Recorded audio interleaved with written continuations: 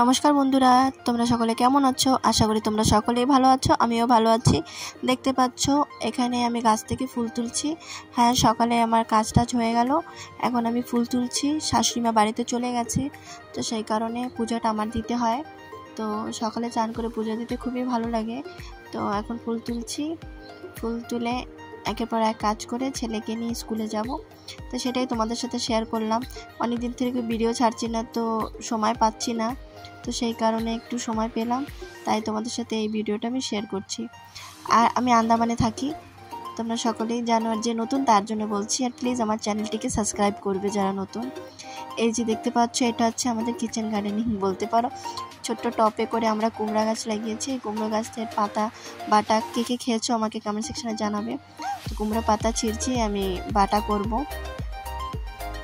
দেখো আমার ছোট্ট বাগান। এই যে করলা পাতা, এই যে করলা গাছ। আমরা করলা পাতা, আমার খুব ভালো লাগে। করলা তিতোটা তো আমরা বাঙালিরা খুব ভালোবাসি। তো এই যে পাতা কিছু তুলে নিয়ে যাচ্ছি সকালবেলা। এখন এই যে আমার ডাঁটা শাক, আমি ডাঁটা শাকগুলো তুলে নিচ্ছি। এই যে আমার গাছে আনারস হয়েছে, আনারস না বেনারস। এখন এসে গেছি পেঁপে, ডাঁটা শাক। আর পেঁপে গাছটা আমাদের না, নিচের কোয়ার্টারের, তো তাদের আমাদের অ্যালাউ করে, তাই ওখান থেকে গাছ ভেঙে পড়ে গেছে, ওখান থেকে একটা তুলে এনেছি। তো এগুলো বানাবো করে এগুলো রান্নাঘরে এনে ধুয়ে নিচ্ছি। তোমরা দেখতে থাকো। এরপর আমরা এসে গেলাম মেরিনা পার্কের কাছে। ছেলে বলছিল মা আমি মেরিনা পার্ক যাবো, তাই নিয়ে চলে আসলাম। এখানে আসবে আর অল্প ফুচকা খাবেন। আমরা একজনের কাছ থেকে ফুচকা খাই। এই দাদা ভাইটা খুব সুন্দর ফুচকা বানায়। তোমরা যদি কেউ পপুলার আসো তো মেরিনা পার্কের এইখান থেকে এই ফুচকাটা ট্রাই করবে, খুবই টেস্টি হয়। আর খুব সাফ সাফাই করে হাইজেনিকভাবে উনি তৈরি করে। যাই হোক, উনি খুব ভালো ফুচকা বানায়, আমার মনে হয় অনেকেই জানেন। তো আমার ছেলে যাচ্ছে, কেন কি আমার ছেলে ফুচকা লাভার। এই যে দেখো শুরু হয়ে গেছে ফুচকা খাওয়া, ওকে দিতেই হবে।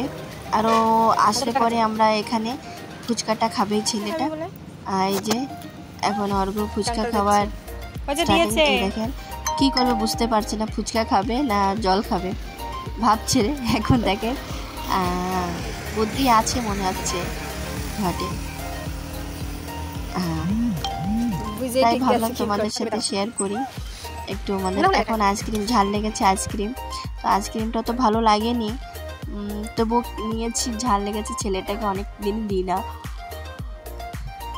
তো ও চেয়েছিল তাই ওকে চাইনি, আমি বলেছি তুই খাবি, তাই এসেছি আইসক্রিম নিলাম।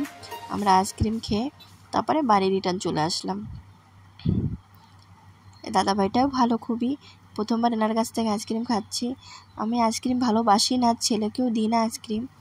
একটু দোকানে গেলে ওখান থেকে একটু আরুন আইসক্রিম এগুলো খায়, মিল্কি